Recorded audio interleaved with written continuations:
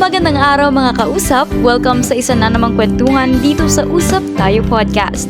Ito ang inyong paboritong kausap, Blas Atea Dinila. Ngayon, pag-uusapan natin ang isang seryosong issue na talamak sa digital age. Ito ay ang cyberbullying. Ang cyberbullying ay isang anyo ng pang-aapi na nangyayari online. Maaaring ito ay sa pamamagitan ng masasakit na komento, pangiinsulto, pananakot, pagpapakalat ng maling impormasyon, o kahit paninira ng reputasyon ng isang tao.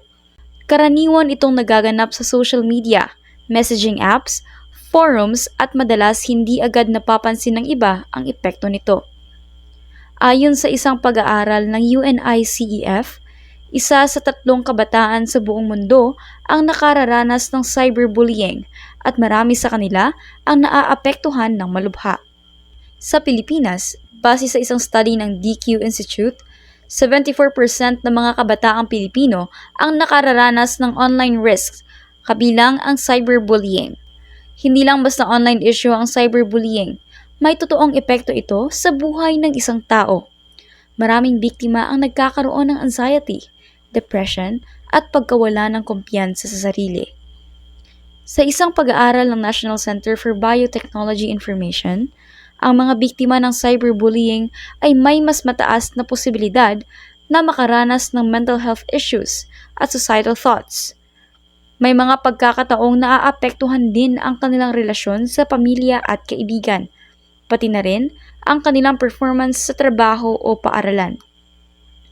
Sa matinding kaso, ang cyberbullying ay nauugnay sa pagpapakamatay, lalo na sa mga kabataang hindi nakakahanap ng sapat na suporta.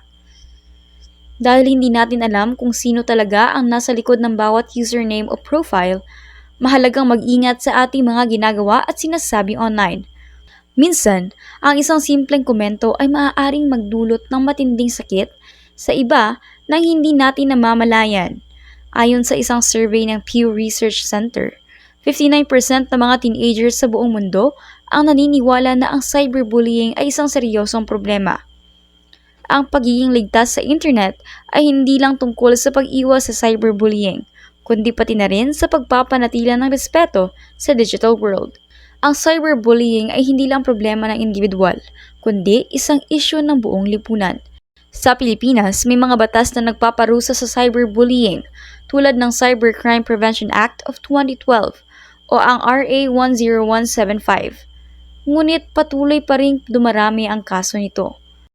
Ang edukasyon tungkol sa responsible social media usage ay isang malaking hakbang upang mabawasan ang insidenteng ito. May mga organisasyong tumutulong sa mga biktima ng cyberbullying tulad ng Bantay Internet PH. Mga kausap, sa isang mundong konektado sa internet, maging maingat tayo sa ating mga ginagawa online. Hindi natin alam ang pinagdaraanan ng ibang tao, kaya piliin natin maging mabuti at maingat sa ating mga salita.